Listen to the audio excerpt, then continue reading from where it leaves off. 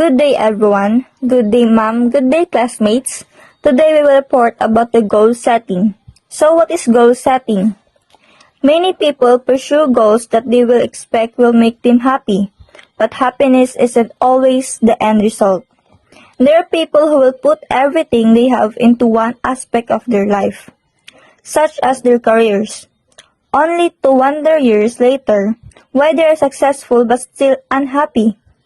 It is too common for people to be surrounded by beautiful homes, expensive cars, and designer clothes, have hundreds of Facebook friends, and still have less personal satisfaction within their life than if they do not have that all extra stuff.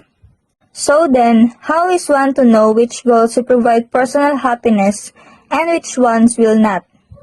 Goal setting involves deciding what you want to accomplish and devising a plan to achieve the result you strive for. Goal setting encompasses a major component of personal development and is viewed as an effective tool for making progress towards goals by ensuring that the person has a clear awareness of what they must do to achieve their objective. Goal setting is intrinsically linked with desire to improve oneself and overall happiness. The amount of time spent on achieving goals means that you will want to be sure of why you are working towards specific goals. Your happiness has to be the driving factor and the deal breaker behind which goals you work towards and which ones you toss. Think back the goals you achieved in your past. Remember how you felt when you got your driver's license on your wedding day or when you graduated from your different levels of schooling.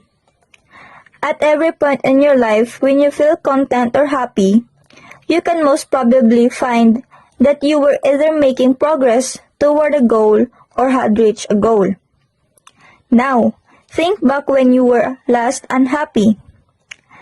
In each case, you may have either number 1, had no goal. Number 2, were trying to reach an undesirable goal. Number 3, you were making no or little progress towards a goal. Or number 4, due to circumstances, you were not able to accomplish a desired goal. Goal guidelines. Goals should be challenging but realistic and attainable. If you set goals that are too easy, you will reach them without much difficulty, which will not provide you with a real sense of accomplishment. It is best to set goals that can be realistically reached, but only with a sufficient amount of time and effort put in. Goals should be specific and concrete. The goal should target an area to be worked on, and you should be able to measure the improvement or changes that have been aimed for and have a time frame in which to achieve the goal. Avoid focusing on goal attainment. It is not possible to judge whether every goal made will ultimately be attainable. It is more than likely that you will not reach every goal that you set for yourself. Therefore, it is more advisable to focus on the journey you have taken or the degree of attainment rather than whether or not you fully reach your goal or absolute attainment. Continuous goal setting. Goal setting is a process that never ends. Once one goal is achieved, another goal with a different direction should be created to take its place. As you evolve as a person, your goal will change. You should review your goals on a regular basis and adjust them as needed. Feedback. You should get regular feedback on how you are doing in pursuing your goals from those around you. Having consistent feedback contributes to the effectiveness of goal setting. Happiness. Happiness is a mental state of well-being that is characterized by a range of positive emotions. Positive psychology experts have endeavored to find the answer to questions focusing on what happiness is and how we might attain it. Self-compassion.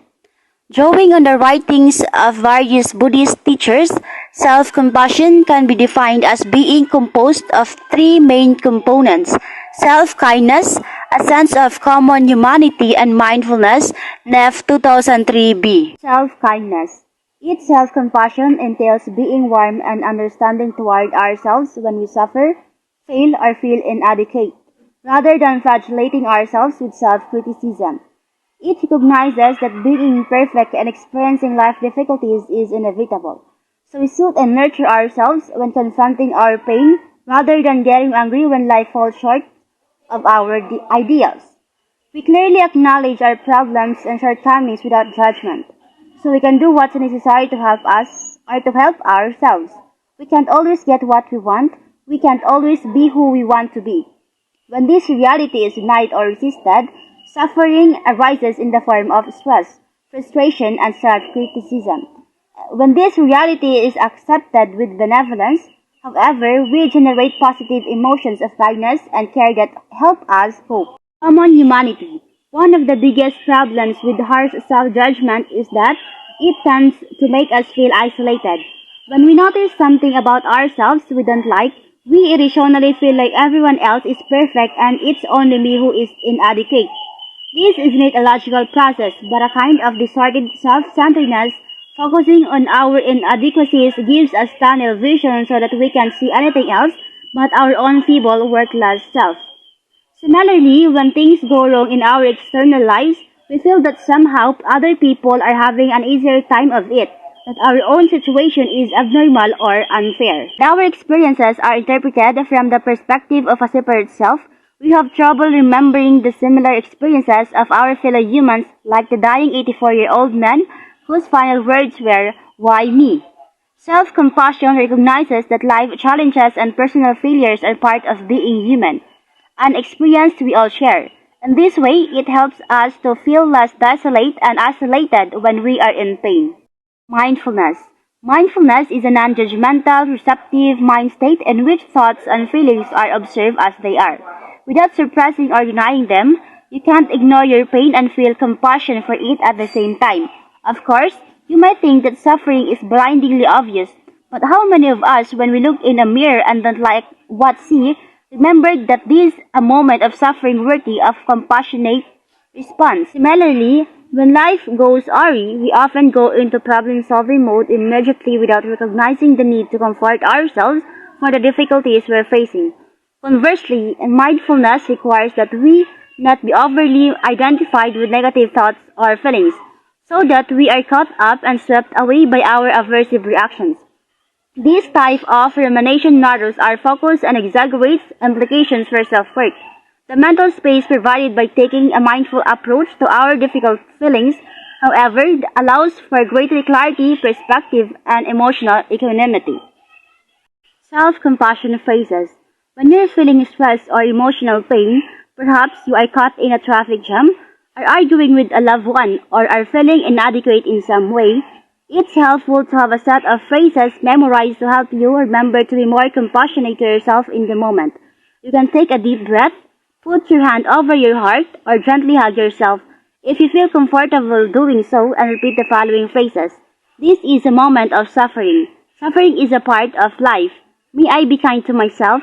May I give myself the compassion I need. The darker side of goal setting. Instant gratification predominates in today's society. Situations arise where specific goals may lead to temporary happiness. Often, this brief happiness is associated with the lesser good, which promises immediate pleasure and is more tempting in comparison to the greater good, which may require more sacrifice and effort.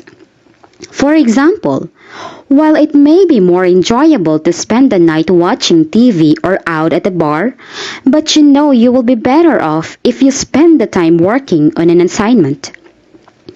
The use of drugs has become a relatively common method to gain the goal of temporary happiness. There are some who use drugs as a method to escape from their troubles. For a small price, a person can immediately take their mind off any issues and experience euphoria by taking a pill.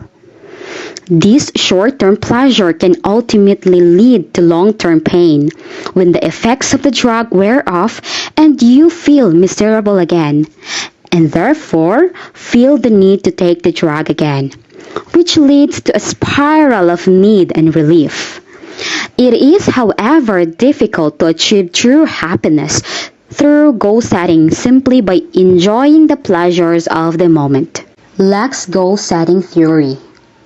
Luck's primary revelation was around the power of setting specific and measurable goals, rather than keeping outcomes general. With his theory, he demonstrated how targets like increase sales by 20% or reach a customer NPS of 50 are much more effective than vague directions such as complete your work to a higher standard. This might seem obvious to those of us who have sat down to work out our KPIs, but this really was Luck's brainchild.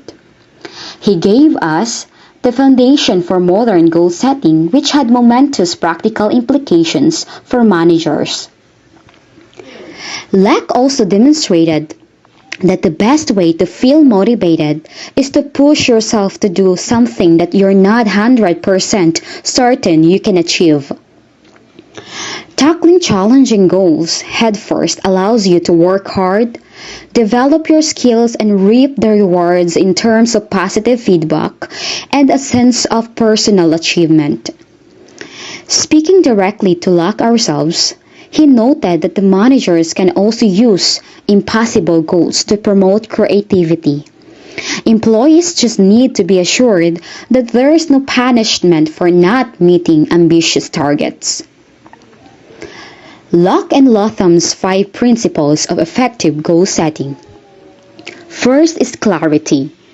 A goal must be specific and clear. Second, challenge.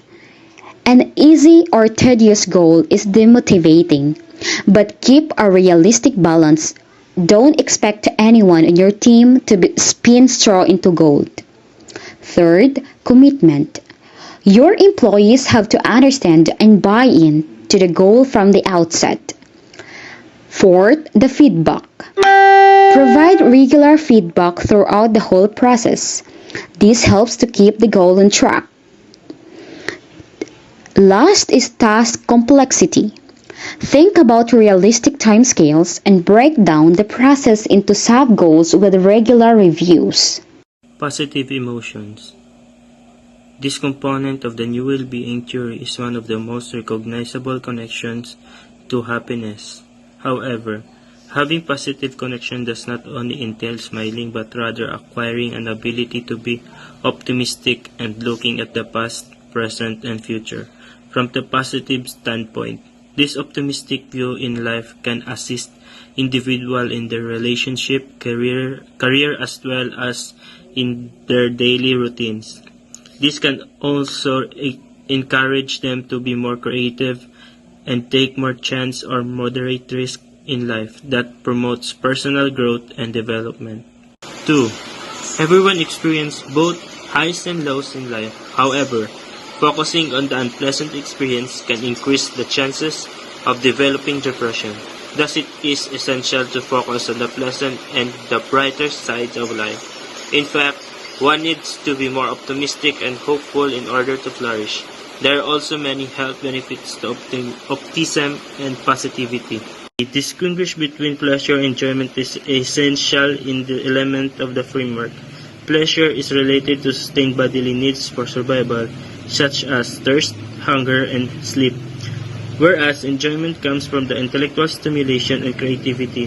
For instance, when a student completes a mathematical problem that requires full concentration, he exudes joy, enthusiasm, and fulfillment from his work. This type of positive emotion is necessarily because when individual enjoys their tasks in their life, they are more likely to persist and confront challenges through creative and meaningful solutions. This idea is well supported by the theory of broaden and build of positive emotions developed by Dr. Barbara Fredrickson. She believes that the individual who experience many positive emotions are more open-minded, creative, and flexible thinker capable of envisioning the big picture of their life. Dr. Fredrickson also mentions that on the average, those individuals who posted higher well-being and who are also flourishing in their life experience at least 3 more positive emotions than negative emotions. 5. There are many ways to experience the positive emotions. Some of these methods are the following. A. Mindfulness. B. Physical exercise. C. Savoring the moment. D. Gratitude journal. E. Laughter. F. Being the nature. G. Prayer. H. Sports activity. I. Meditation. J. Positive visualization. K. Music. And L. Dance. E. Engagement. Number 1. Love what you do and do what you love. So goes an adage, in order to experience heartfelt positivity or happiness, it is very essential to look for activities that require our full engagement. Doing what one dislikes or abhors is exactly the opposite of this, as each one is unique and different, let alone having different preferences and choices. It is best to engage in activities that one finds enjoyable and meaningful, such as choice of sports, hobbies, or any other interesting projects. This is also very true in terms of work and career. One's occupations must be in line with one's strengths and natural talents. Otherwise, it would be toil and taxing for the individual. For instance, a highly introverted person cannot take a PR job because his natural inclination does not provide him with a personality. If he, however, pursues this, it might lead to his unhappiness. Number 2. Being in a flow of engagements can expand our intelligence, skills, and emotional capabilities. R. Relationships. As one of lines of a famous Barbara Streisand song goes, people who need people are the luckiest people in the world. Relationships and social connections are one of the most significant dimensions of life. Human persons are social animals that flourish through connection, love, intimacy, and a strong emotional and physical bonds with the other humans. Building positive relationship with your parents, siblings, peers, and friends are essential to spread love and joy. Having strong relationships give you support in most trying times. M. Meaning. According to Friedrich Nietzsche, he who has a why to live for can bear with anyhow. This means that a person who has a reason to live for can tolerate any kind of atrocities or challenges in his life. This goes also for those who are experiencing a flourishing and a happy life. They have causes and reasons, let alone meaningful purposes in life that sustain their happiness. In other words, a purpose-driven life results in happiness and fulfillment. A. Accomplishments. Having ambitions and goals in life are essential to a flourishing and fulfilling life. It provides individuals with increased self-image, self-confidence, better self-esteem, and self-esteem. Thus, goals make a person happier, especially they have successfully completed them. For instance, a student who works so hard to earn a degree and graduates with Latin honors feels so happy with her accomplishments.